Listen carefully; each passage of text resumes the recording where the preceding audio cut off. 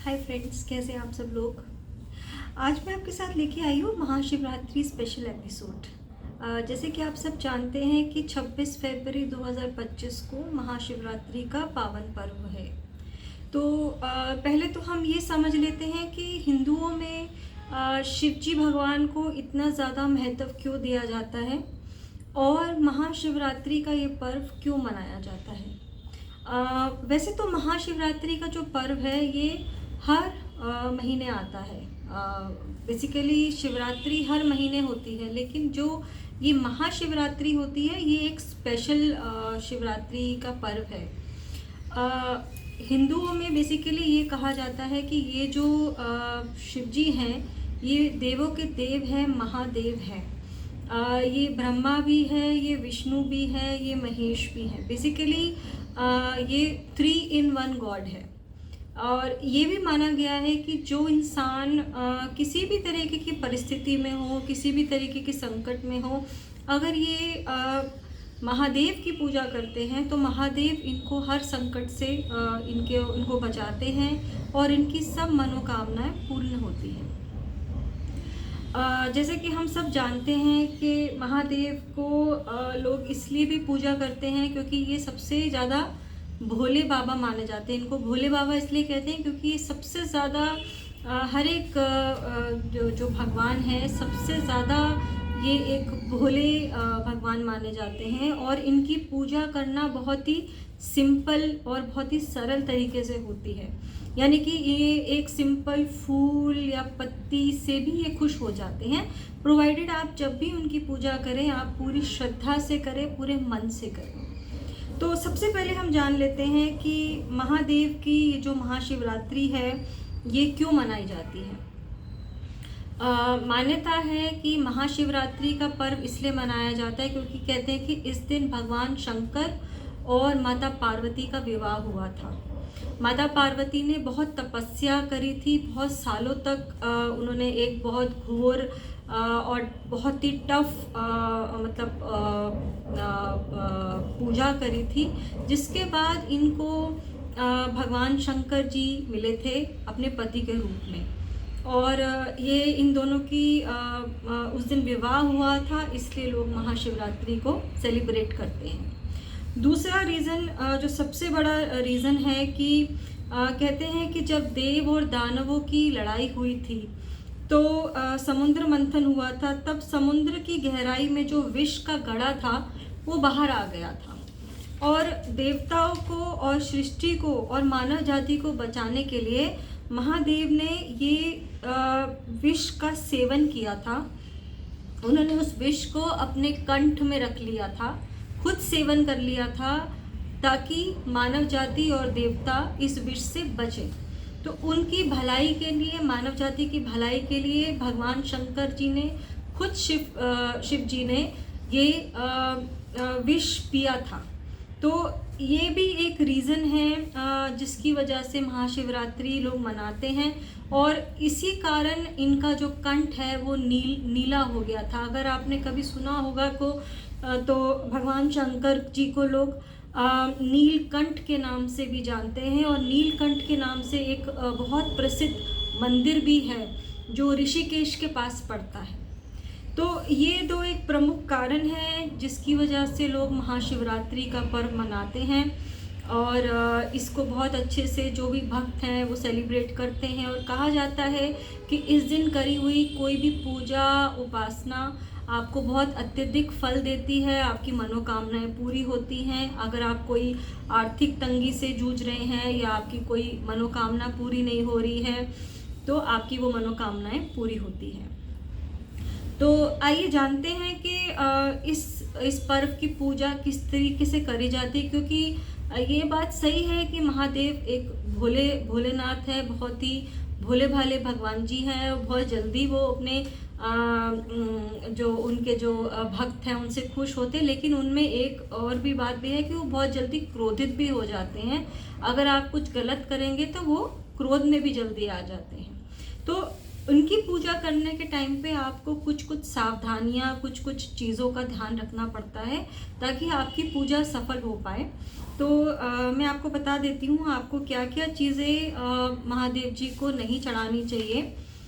महादेव जी की पूजा में कभी भी शिवलिंग पे शंख अर्पित नहीं होता, क्योंकि कहते हैं कि शंखचूर नाम के एक राक्षस का भगवान शंकर जी ने वध किया था, इसलिए उनकी पूजा में कभी भी शंख नहीं चढ़ाया जाता है। उनकी पूजा में हल्दी नहीं चढ़ाई जाती, क्योंकि हल्दी एक बेसिकली एक फीमेल से रिलेटेड चीज़ होती है जो फीमेल्स ज़्यादा यूज़ करती हैं, तो इसको शंकर जी की पूजा में नहीं यूज़ किया जाता है।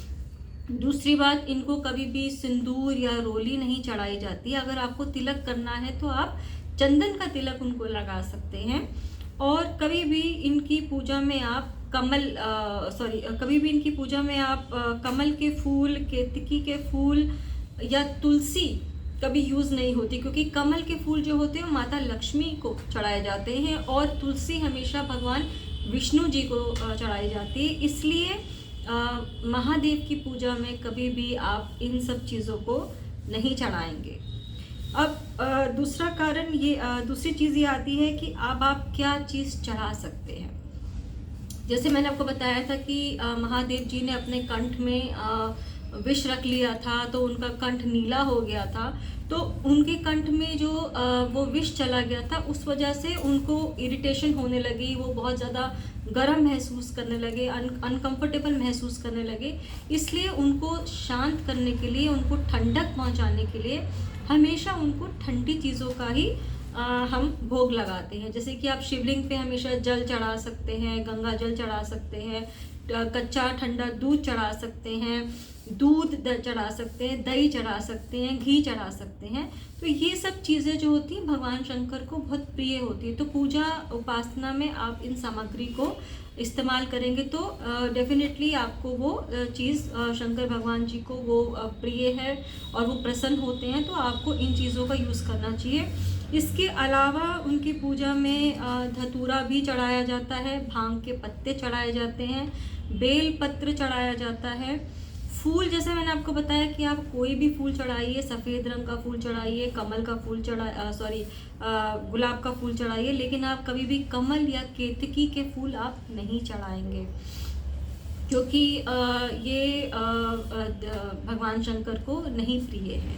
ठीक है। उसके अलावा आप जब भी पूजा करें तो मैं आपको बता देती हूँ कि अब अलग अलग चीज़ें अगर आप पूजा में इस्तेमाल करते हैं तो अलग अलग चीज़ों से आपको क्या लाभ हो सकता है। बेसिकली अगर आप कोई उपाय कर रहे हैं, आपको कोई परेशानी है या आपकी कोई पर्टिकुलर कोई मनोकामनाएं हैं, तो उसके लिए आप ये देख सकते हैं कि जैसे हम बेल पत्र चढ़ाते हैं। बेलपत्र आपने देखा होगा कि बहुत ही पॉपुलर है। आपको बेलपत्र का पेड़ होता है, जो बेल का फल होता है उसके पत्र होते हैं।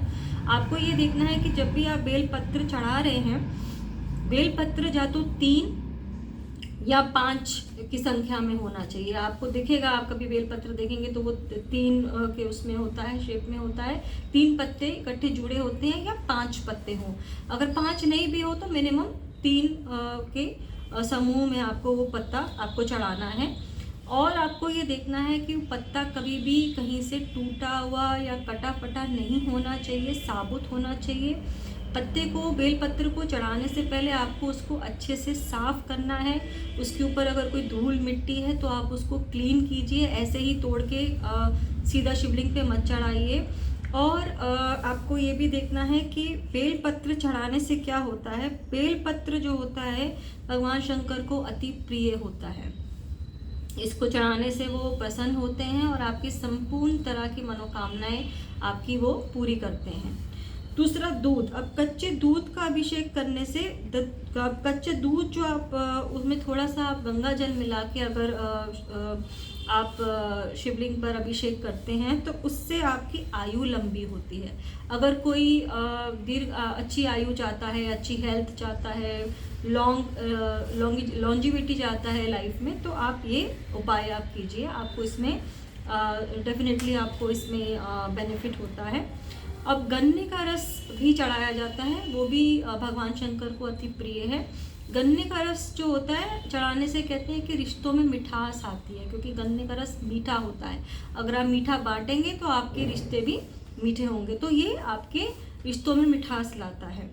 चीनी जो होती है वो वैभव से रिलेटेड होती है, कीर्ति, वैभव, यश। अगर आप पैसा चाहते हैं, फाइनेंशियल्स आपके अच्छे हो, आप ये सब चीज़ें चाहते हैं लाइफ में, तो आप चीनी का भोग लगा सकते हैं। दही जो होता है वो धन के लिए होता है, धन लाभ होता है, मनोकामनाएं पूर्ण होती है। घी होता है वो शुभ होता है। हर एक अगर आप देखें कि हवन, पूजा पाठ में कोई भी चीज़ होता है, हर एक तरीके की मतलब आप जब भी कोई हवन या कोई कार्य, कोई पूजा पाठ करते हैं तो घी का प्रयोग ज़रूर किया जाता है, क्योंकि घी एक बहुत ही शुभ पदार्थ माना जाता है पूजा पाठ में। और अगर आप इत्र चढ़ाते हैं तो आपको मोक्ष मिलता है। तो ये सब चीज़ें अगर आप चढ़ाते हैं या चरणामृत बना के चढ़ाते हैं, जैसे कि आप दूध, दही, घी, चीनी, शक्कर और घी और गंगा जल अगर मिला के भी अर्पित करेंगे तो भी आपको बहुत बेनिफिट होता है, क्योंकि ये सब चीज़ें जो हैं ये भगवान शंकर जी को अति प्रिय होती है। और उनके भक्त जो उनकी पूजा करते हैं, अगर वो ये सब चीज़ें शिवलिंग पे चढ़ाते हैं तो उनको उनका आशीर्वाद प्राप्त होता है। अब महाशिवरात्रि के दिन आपको क्या करना है? महाशिवरात्रि के दिन आपको सुबह उठ के स्नान करके साफ वस्त्र पहनकर पूजा पाठ करना है। शिवलिंग पर आपको जल अर्पित करना है, ये सब बेल पत्र अर्पित करना है, फूल चढ़ाना है। आप अपनी सामर्थ्य के अकॉर्डिंग जो आप चढ़ा सकते हैं। ऐसा नहीं है कि आपको दूध ही चढ़ाना है, दही ही देना है। आप एक अगर सिंपल लोटा जल का भी अगर आप चढ़ाते हैं तो भी भगवान शंकर आपसे प्रसन्न होंगे, प्रोवाइडेड आप जो भी चीज़ आप पूजा पाठ कर रहे हैं आप पूरे मन से और पूरी श्रद्धा से करें। लेकिन अगर आप ये चीज़ें ऐड करेंगे तो वो आपको थोड़ा सा भगवान शंकर जी को ये पूजा में ये चीज़ें यूज़ होती हैं, वो प्रसन्न होते हैं। तो उनकी प्रसन्नता बढ़ाने के लिए, उनको खुश करने के लिए आप ये चीज़ें कर सकते हैं। और इसमें आपको बेनिफिट होता है, आपकी बहुत सारी मनोकामनाएं पूरी होती हैं, आपकी लाइफ से आर्थिक तंगी दूर होती है, आपके रिलेशनशिप बेटर होते हैं। तो ये भगवान शंकर की पूजा में ये सब चीज़ें यूज़ होती है। नाउ अभी तो मैंने आपको बता दिया कि क्या क्या चीज़ें आप यूज़ कर सकते हैं, क्या क्या चीज़ें आप नहीं यूज़ कर सकते हैं।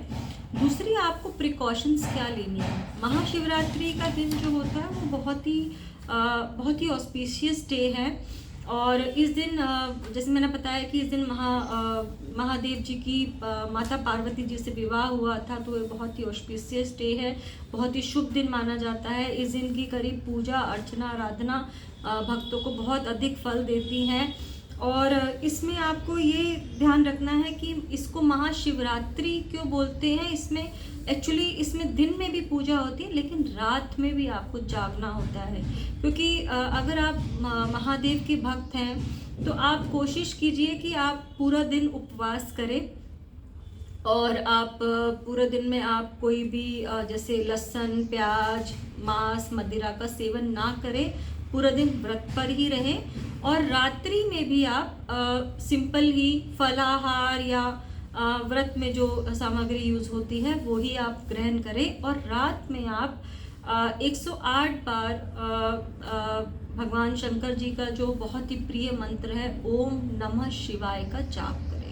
अगर आप ओम नमः शिवाय का जाप करेंगे तो आपको बहुत ज़्यादा लाभ होता है, क्योंकि भगवान महादेव जो होते हैं वो कोई सामान सामग्री इन सब चीज़ों से नहीं वो होते हैं। भगवान जो होते हैं वो तो भक्त की भक्ति से और उसकी जो फीलिंग्स होती हैं भगवान की तरफ, उसी से खुश हो जाते हैं। और जैसे मैंने आपको बताया कि ये तो भोले बाबा है, ये तो अपने भक्तों से कुछ नहीं मांगते हैं। अगर ये तो एक सिंपल आप अगर पेड़ से फल कोई फूल तोड़ के दे देते हैं या कोई पत्ता उनको चढ़ा देते हैं तो उसमें भी खुश हो जाते हैं। लेकिन एंड ऑफ द डे जो मैटर करता है वो आपकी फीलिंग्स मैटर करती है।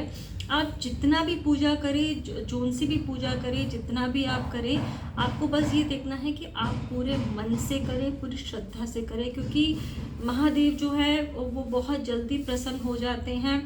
और बहुत प्रसन्न होने पर ये अपने भक्तों को बहुत ब्लेसिंग देते हैं और उनके जीवन से हर संकट हर लेते हैं। जैसे कि उन्होंने मानव जाति के लिए और भगवान के लिए शिव जी ने जैसे विष पी लिया था, मतलब इस पूरे संसार को बचाने के लिए उन्होंने खुद विष पी लिया था, लेकिन अपने आप को हार्म कर लिया था, लेकिन मानव जाति को उन्होंने बचाने के लिए इतना बड़ा उन्होंने अपने ऊपर वो बला ले ली थी। उसी तरीके से जो भक्त उनकी पूजा करते हैं, कहते हैं कि भगवान शंकर शिव जी अपने भक्तों की जो बलाएं होती हैं, जो उनकी प्रॉब्लम्स होती हैं, वो भी अपने ऊपर ले लेते हैं और भक्तों की सदैव रक्षा करते हैं, उनको आशीर्वाद देते हैं, उनको प्रोटेक्ट करना है। लेकिन आपको ज़रूर ध्यान रखना है कि जो जो मैंने प्रिकॉशंस आपको बताई हैं इस पूजा में, आपको उसका पूरा ध्यान रखना है। आपको शंख नहीं चढ़ाना है, आपको तुलसी का पत्ता नहीं चढ़ाना है, आपको हल्दी, रोली, कमल के फूल, केतकी के फूल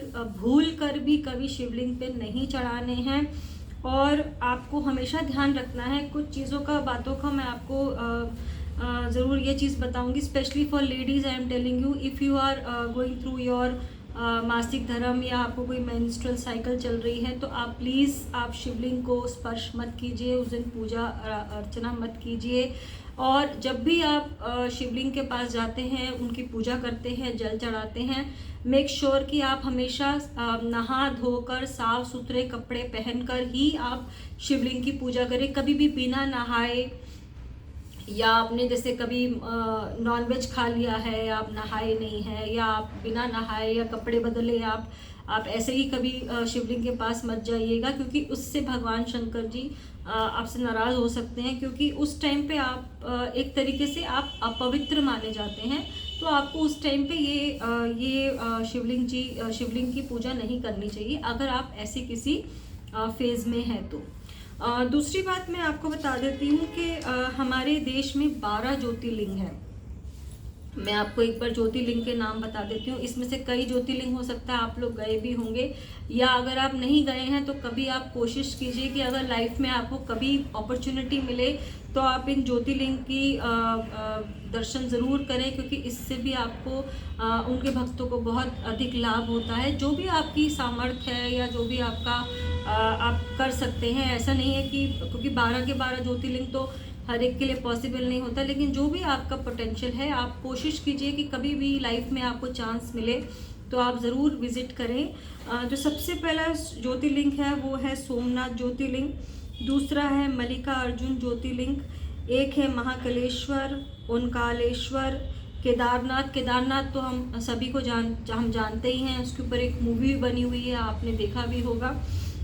और ओंकारेश्वर, भीमाशंकर, काशी विश्वनाथ, त्र्यंबकेश्वर, बैद्यनाथ, नागेश्वर ज्योतिर्लिंग, रामेश्वरम ज्योतिर्लिंग और गणेश्वर ज्योतिर्लिंग। तो ये 12 ज्योतिर्लिंग हैं जो भारत में ही हैं। जो अगर आप सब यहाँ रहते हैं, आप इंडियंस हैं, तो आई एम श्योर आप बहुत ईजिली इन जगहों को अप्रोच कर सकते हैं। और ये ऑल ओवर द स्टेट्स में अलग अलग ज्योतिर्लिंग हैं। अभी जो अगर आप इंडिया से बाहर रहते होते तो शायद आपको ये अपॉर्चुनिटी नहीं मिलती, लेकिन आप लकी हैं कि आप इंडिया में रहते हैं, आप इंडियन हैं, तो आप इन जगहों पे आप विज़िट कर सकते हैं। अगर कभी भी आपको चांस लगे तो आप ज़रूर जाइएगा, यहाँ पे पूजा अर्चना कीजिएगा, आपको बहुत मन की शांति मिलेगी। और जैसे मैंने आपको बताया कि शिवलिंग को आप जब पूजा करें तो ज़रूर कोशिश करें कि आप एक घी का दिया भी ज़रूर जलाएं उनके सामने, क्योंकि घी जो होता है वो बहुत ही शुभ पदार्थ माना जाता है। हर एक प्रकार की पूजा पाठ हवन में घी का उपयोग किया जाता है। हम जब भी शाम को संध्या में कहते हैं कि मंदिर में घी का दिया जलाना चाहिए, पूजा में आपको घी डालना चाहिए, हवन में आप घी डालते हैं, तो घी भी एक बहुत पॉजिटिव चीज़ होती है। घी का उपयोग पूजा में करने से हमें बहुत लाभ मिलता है, हमारे घर में शांति आती है, सुख समृद्धि होती है, और घी हर तरीके से शुभ माना जाता है। और कोशिश कीजिए अगर आपको गाय का शुद्ध घी कहीं से मिल जाए तो आप उसको इस्तेमाल कीजिए, अदरवाइज़ तो जो मार्केट में आजकल अवेलेबल है हम सब वही यूज़ कर पाते हैं। लेकिन आप कोई भी चीज़ अगर आप कर रहे हैं तो आप हमेशा उसको पूरी श्रद्धा से करें। अब एक चीज़ और मैं आपसे कहना चाहती हूँ कि कई सारे लोग होते हैं जो भगवान शंकर जी को जब पूजा करते हैं तो वो कहते हैं कि भगवान शंकर जी को भांग चढ़ती है, धतूरा चढ़ता है, उनको बहुत प्रिय है। तो कई लोगों के माइंड में ये बात आती है कि अगर भगवान शंकर को धतूरा और भांग पसंद है तो शायद अगर वो खुद भी ये चीज़ ग्रहण करने लग जाएंगे तो भगवान जी उनसे बहुत खुश हो जाएंगे, क्योंकि ये उनकी प्रिय प्रिय सामग्री है, तो ऐसा आपको बिल्कुल नहीं करना है। ये बहुत ही गलत थॉट है, क्योंकि भगवान शंकर जो हैं, जिस तरीके से उन्होंने विष को अपने कंठ में रख लिया था, उनके अंदर जो इतनी मतलब क्षमता है, इतनी जो उनकी कैलिबर है, आप कभी भगवान से अपनी तुलना मत कीजिए। आप उस चीज़ को मैच नहीं कर सकते। हाँ, ये बात सच है कि भगवान शंकर को धतूरा पसंद है, उनको भांग के पत्ते पसंद है, लेकिन इसका मतलब ये नहीं है कि अगर आप उनकी पूजा कर रहे हैं, उनको फॉलो कर रहे हैं, तो आप खुद वो चीज़ ग्रहण करें। किसी भी रूप में, किसी भी हालत में आपको कभी भी धतूरा, भांग के पत्ते या कोई भी तरह के नशे का इस्तेमाल आपको नहीं करना चाहिए, क्योंकि ऐसा करने से हो सकता है कि आपकी जो पूजा है वो सफल होने की जगह वो उल्टा विफल हो जाए, आपको उसका नेगेटिव इम्पैक्ट आपकी लाइफ पे पड़ जाए। तो आपको ऐसा नहीं सोचना है बिल्कुल भी। भोले बाबा हैं, वो भगवान शंकर हैं, वो आपकी एक लोटा जल भी आप चढ़ाएंगे तो उससे भी वो खुश हो जाएंगे। वो प्रोवाइडेड आपके मन में पूरी श्रद्धा होनी चाहिए, आपका मन शांत होना चाहिए, आपके मन में पवित्र भावना होनी चाहिए। अगर कोई भक्त उनकी बहुत ही मन से और पवित्र मन से अगर उनकी पूजा आराधना करते हैं, तो वो वैसे भी खुश हो जाते हैं। दूसरा, आपने सुना होगा कि मेडिटेशन, जो भगवान शंकर जी थे उनको मेडिटेशन बहुत पसंद है, क्योंकि वो खुद भी बहुत मेडिटेट करते थे, बहुत मेडिटेशन करते थे, बहुत ध्यान करते थे। तो अगर आप भी खुद ध्यान करें, अगर जैसे आपकी लाइफ में डेली रूटीन में अगर आप कभी दिन में, रात में, जब भी आपको समय मिले, अगर आप 5-10 मिनट मेडिटेशन करते हैं, किसी जगह पे शांत मन से बैठते हैं, मेडिटेट करते हैं, भगवान का ध्यान लगाते हैं, तो भी आप उस कॉस्मिक एनर्जी से, उस स्पिरिचुअल एनर्जी से आप कनेक्ट कर सकते हैं। क्योंकि भगवान शंकर जी जो थे उनको मेडिटेशन बहुत पसंद थी। तो आपको अगर अपनी लाइफ में उनको फॉलो करना है और उनको जो चीज़ें पसंद है करना है, तो आप इन चीज़ों को अपनी लाइफ में बढ़ा दीजिए। आप मेडिटेशन ज़्यादा कीजिए, ध्यान कीजिए, पूजा पाठ कीजिए, उनके मंत्रों का उच्चारण कीजिए। जैसे कि मैंने आपको बताया कि ओम नमः शिवाय जो मंत्र है वो भगवान शंकर जी का एक बहुत मूल मंत्र है। अगर आप कोई बहुत बड़ा शिव तांडव नहीं पढ़ सकते हैं या शिव चालीसा नहीं पढ़ सकते हैं, इतना आपको इतना नहीं आता है, आप इतनी बड़ी कोई प्रेयर नहीं कर सकते, तो आप सिर्फ अगर मन से सच्चे मन से सिर्फ आप उनको 108 बार सिर्फ ओम नमः शिवाय का भी दिन रात आप जाप करेंगे, तो भी आप उनसे कनेक्टेड रहेंगे। आप भगवान के पास, उनके मन के पास रहेंगे, उनके ध्यान आपके पास रहेगा और वो भी आपका ध्यान करेंगे। तो आपको जो भी चीज़ करनी है, कोई भी चीज़ आप छोटी से छोटी चीज़ भी करिए, तो आप पूरी श्रद्धा से करिए, पूरे मन से करिए। तो क्योंकि ये एक ऐसे गॉड है, ये स्पिरिचुअल इनको गॉड बोला जाता है, इनको सृष्टि के ये पिता है, ये फादर है। और जैसे कि इनकी जो भी है, तभी इनकी कहते हैं कि ये तो भोलेनाथ है, इनको तो कोई ज़्यादा आपको कोई बहुत ज़्यादा कुछ भेंट नहीं चढ़ानी है, बहुत ज़्यादा कोई ऐसे आपको डिफ़िकल्ट पूजा नहीं करनी है, ये तो सिंपल पूजा से खुश हो जाते हैं। लेकिन आपको पूजा पाठ में ये सब चीज़ों का ध्यान रखना है, जो मैंने आपको बताया कि आपको मांस मदिरा नहीं उस दिन इस्तेमाल करनी है, आपको व्रत रखना है और आपको सात्विक रहना है, और रात में भी आप उनका जप करिए। क्योंकि आप अगर रात में थोड़ा जाग के मेडिटेशन करते हैं, ओम नमः शिवाय का जाप करते हैं, तो भी आप उनको प्लीज़ कर सकते हैं। और ये सब चीज़ें जो हैं, ठीक है, ये दूध, दही, घी, चीनी, ये सब डेफिनेटली हम उनको चढ़ाते हैं, क्योंकि जैसे मैंने बताया कि ये सब चीज़ें ठंडी होती हैं, तो वो उनको थोड़ा सा ठंडक देने वाली चीज़ें होती हैं, इसलिए एज अ भक्त हम उन लोगों को ये सब चढ़ाते हैं। लेकिन कई लोग कहते हैं कि आप ये शिवलिंग पर दूध चढ़ा रहे हैं, आप तो वेस्टेज कर रहे हैं, इसका क्या फ़ायदा है, इतना दूध नाली में बह रहा है कि किसी के पेट में तो जा नहीं रहा।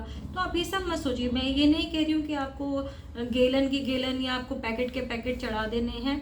आप थोड़ा सा जल और थोड़ा सा दूध आप एक लोटे में मिक्स कर लीजिए और वो जाके आप शिवलिंग पे चढ़ा दीजिए। अगर वो दूध नाली में भी बह रहा है, तो वो भी किसी कहते हैं कि जीव जंतु, कीटाणु, कीड़े जो नालियों में घूमते हैं, उनके पेट में ही जा रहा है। वेस्टेज वो तब भी वेस्ट नहीं हो रहा है। और एक चीज़ आपको ध्यान रखनी है, आप जब भी शिवलिंग पे जल चढ़ाएंगे आप पूरा पैकेट, जैसे कई लोग होते हैं कि पैकेट के पैकेट दूध का मंदिर में ले जाते हैं, वहीं पे पैकेट काट के फाड़ के चढ़ाना शुरू कर देते हैं। आपको ऐसा नहीं करना है।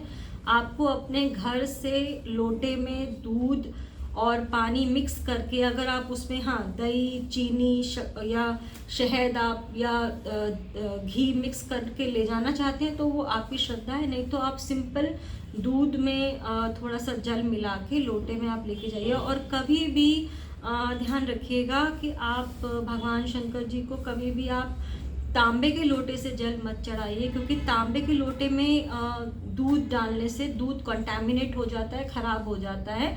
इसलिए कभी भी भगवान जी को, शंकर जी को जब भी हम दूध चढ़ाते हैं, दूध से हम जब उनका रुद्राभिषेक करते हैं या उनकी पूजा करते हैं, तब हम कभी भी कॉपर का बर्तन यूज़ नहीं करते। आप स्टील यूज़ कर सकते हैं या चांदी का कोई, अगर आपके घर में पात्र या बर्तन है तो उसमें भी आप ले जा सकते हैं, राइट। तो अभी आपको ये सब चीज़ों का थोड़ा ध्यान रखना है और बहुत ही सिंपल वे में आपको ये आप पूजा कर सकते हैं, बस प्रोवाइडेड आप थोड़ी सी आप इसमें प्रिकॉशंस रखिए।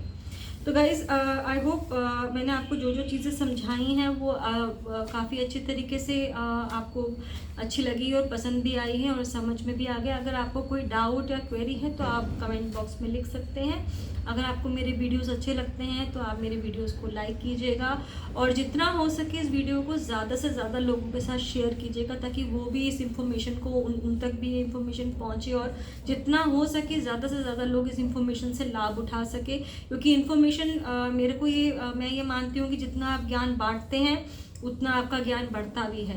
तो अगर आप इस इन्फॉर्मेशन को स्प्रेड करेंगे तो हो सकता है आने वाले और लोग जो इसका लाभ उठा सकते हैं उनको बेनिफिट हो सकता है। और अगर आपको मेरे वीडियोस अच्छे लगते हैं तो आप प्लीज़ मेरे चैनल को सब्सक्राइब कीजिए, ताकि जब भी मैं नया वीडियो पोस्ट करूं तो आपके पास सबसे पहले नोटिफिकेशन आए और आप इन वीडियोज़ को देख सकें।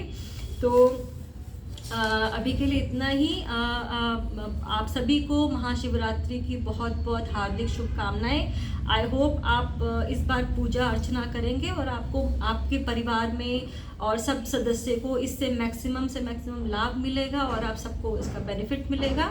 Thank you so much for watching. Have a nice day. Take care. Bye bye.